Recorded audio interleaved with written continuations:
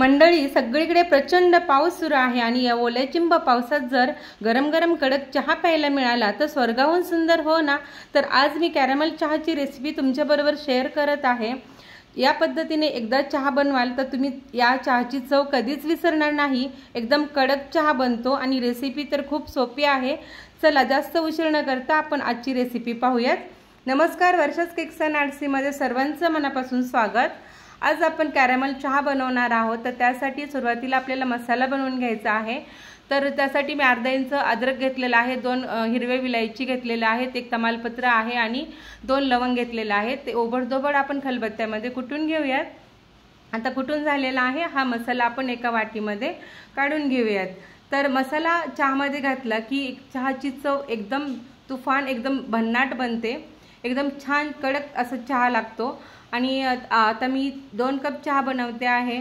तर मी 3 चमचे साखर घेतलेली आहे। इथं आपण कॅरमल सॉस तयार करणार आहोत। तर पातेल्यामध्ये पाणी न घालता साखर अशीच मेल्ट होऊ द्यायची। जेव्हा आपण ही प्रोसेस करतो त्यावेळेस आपल्या गॅसची फ्लेम एकदम लो असावी आणि कंटिन्युअसली आपल्याला साखर हलवायची आहे। साखरेला उष्णता मिळाली की साखर आपोआप मेल्ट होते। हे बघा आता मेल्ट झालेली आहे आणि आता पूर्णपणे तिला मेल्ट होऊ द्यायचं। पूर्ण मेल्ट झालेली आहे। आता आपलं कॅरमल सॉस तयार झालेला आहे आणि आता आपण अर्धा कप पाणी इथे घातलेलं आहे। पाणी घातल्यानंतर साखर जरा थोडीशी कडक बनते, परंतु तिला उष्णता मिळाली की लगेचच पूर्ण व्यवस्थित साखर पूर्ण विरघळते।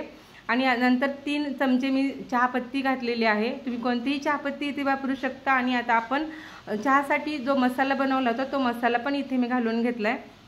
आता याला उकळी येऊन द्यायचं आणि 5 मिनिटं चांगलं हे पाणी उकळून द्यायचं आहे। कारण याच्यामध्ये पाणी उकळल्यानंतर याच्यामध्ये मसाल्याचा फ्लेवर हा पाण्यामध्ये उतरला जातो पूर्णपणे आणि चहाची चव एकदम चेंज होते, छान होते। तर आता आपण हे उकळल्यानंतर आपण दूध घातलेलं आहे। तर 1.5 कप दूध घातलेलं आहे मी इथं आणि ते दूध घातल्यानंतर पण आपल्याला उकळू द्यायचे। 5 मिनिटं चांगलं मीडियम फ्लेमवर उकळू द्यायचं आहे। असा वाफाळता चहा आपल्याला प्यायला मिळाला। जेव्हा चहा वाफाळत असतो, हा उकळत असतो, त्यावेळी त्याचा सुगंध आपल्या चहाच्या मसाल्याचा सुगंध हा सगळी घरात पसरतो। इतका सुंदर वास येतो आहे आणि त्याची चव तर काय सांगायचं, इतकी अफलातून चहा बनतो आहे। तर तुम्ही बघू शकता इथं की आपण जसा टपरीवर चहा बनवता त्याचप्रमाणे मी पण घरामध्ये पण असंच चहा बनवते आहे।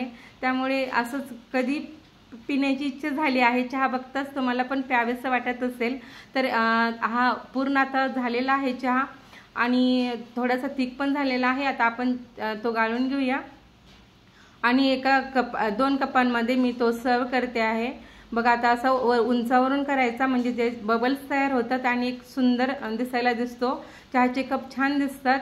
आणि आपण बिस्किटांबरोबर हा गरम गरम चहा आणि बाहेरचा मौसम एकदम ओलाचिंब झालेला आहे। तुम्ही बघू शकता बाहेर खिडकीमध्ये सगळीकडे पाऊस सुरू आहे आणि या वातावरणामध्ये हा गरम गरम चहा आणि तेही बिस्किट आणि चहा एकदम मजा आहे माझी। तर चला, गरम गरम चहा तुम्ही पण या पद्धतीने चहा बनवा। आणि आजची रेसिपी तुम्हाला आवडली असेल तर लाईक करा, शेअर करा आणि चॅनलवर नवीन असाल तर सबस्क्राईब नक्की करा। तर भेटूयात नेक्स्ट रेसिपीमध्ये। धन्यवाद।